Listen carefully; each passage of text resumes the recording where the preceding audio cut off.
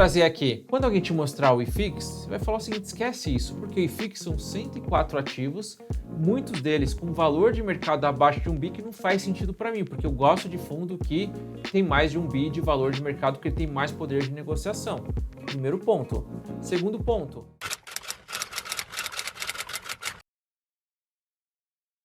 Agora nós vamos falar sobre o IFIX, Índice de Fundos Imobiliários, e o porquê que a gente não deve considerar ele quando a gente faz alguma análise de histórico de fundo imobiliário ou tentando projetar o futuro. E muita gente que estudam outros tipos de investimentos e nunca param para estudar fundos imobiliários gostam de comparar. Olha aqui o IFIX, porém não entendem a metodologia, não entendem o tamanho desse mercado e o que aconteceu nos últimos anos. Então quero te mostrar aqui para você entender o que está acontecendo com esse mercado e por que dos últimos 3 anos para cá ele mudou completamente. Vamos lá, muita gente gosta de comparar dessa forma. Olha, o IFIX deu tanto, o CDI deu tanto, o Ibovespa deu tanto. Esse gráfico aqui é desde o início do IFIX. Desde o início do IFIX, que é essa parte aqui, ó, em verde, ele entregou um retorno de 120,65%. Ah, o CDI deu 170%. De fato, o CDI foi muito forte, né? O CDI disparou em alguns momentos. Só que o Ibovespa deu praticamente igual ao IFIX, deu 127% no período, correndo muito mais risco do que o IFIX. Eu quero dizer aqui, muita gente ganhou dinheiro e muita gente perdeu dinheiro com bolsa.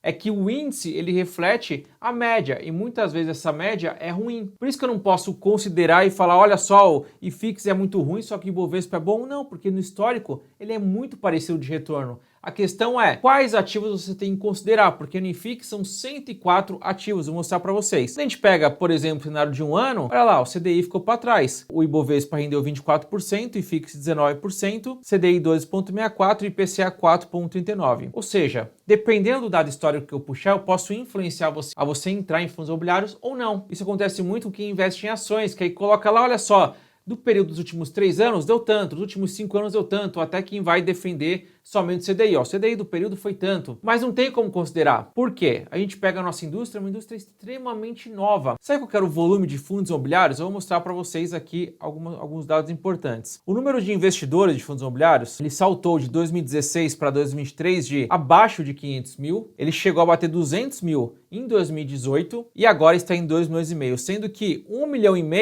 foram nos últimos 3 anos. Olha só, de 2020 para cá, ou 2019 para cá, olha o salto que deu. Ele saiu de 500 mil para 2,5 milhões de investidores. Olha o quanto que esse mercado cresceu. Quando a gente olha para volume diário de negociação, a mesma coisa. 2016 negociava menos de 50 milhões por dia, chegou a bater ali 120 milhões lá em 2019 e agora, no último ano, foi mais de 350 milhões de negociações, volume diário. O que eu quero trazer aqui? Mais investidores entrando no mercado, maior o volume, mais liquidez e os fundos começam a criar robustez, que foi o que eu falei, que é os fundos imobiliários com mais dinheiro, eles conseguem tomar melhores decisões e a gente consegue entrar em melhores investimentos.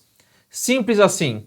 Então, o IFIX, ele tem essa característica. Então, se a gente pegar a rentabilidade histórica, a gente consegue ver o quanto que ele oscila. Então, olha só, ele chegou a bater em um ano, ficou, 2022 fechou com 2,22, mas lembrando que a Selic estava lá em 2%, mais 2020 caiu 10%. Porém, lá em 2019 ele subiu 35%, o IFIX.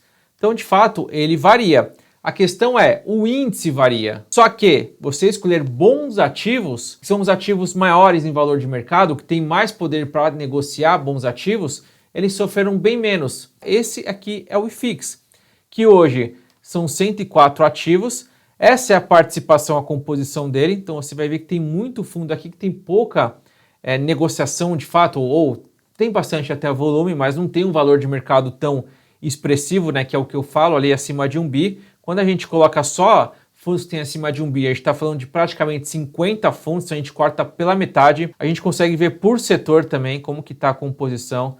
Hoje, a maioria tem 38% em fundo de papéis. Temos aqui logística, 19% em logística, que é um bom setor, eu considero um setor muito bom que eu gosto. Shopping, 10%.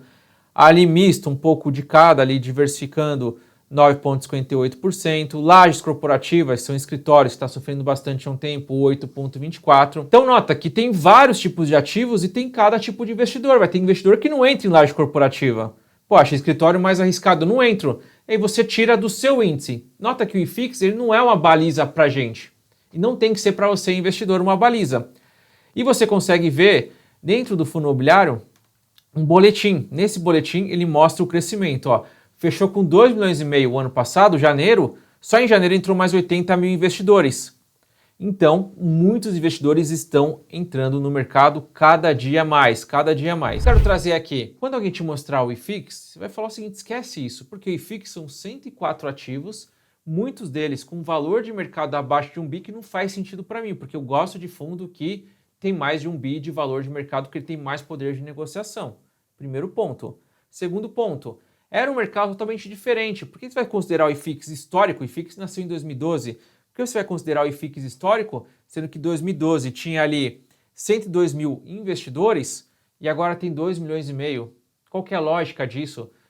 Se até 2018 eram 200 mil investidores, 2018, 200 mil investidores, 2,3 milhões entraram depois de 2018. Por que você compara quando tinha baixa liquidez? Não faz sentido algum isso.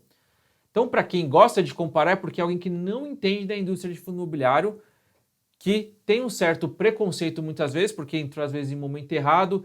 E o mais importante, o brasileiro em si, e como foi vendido o fundo imobiliário, é renda passiva. Não, se você usar o termo renda passiva, você não reinveste o aluguel. E aí é o maior perigo. Você tem que entender fundo imobiliário como uma construção ativa, onde você pega todo o seu aluguel e você reinveste.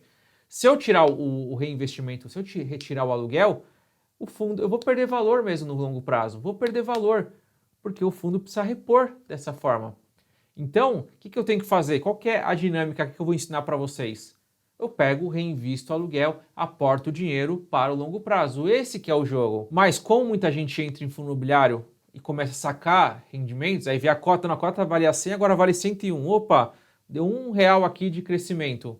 Mas vai ver por trás, recebeu muito aluguel, só que não considera na conta, ou não viu, não reinvestiu.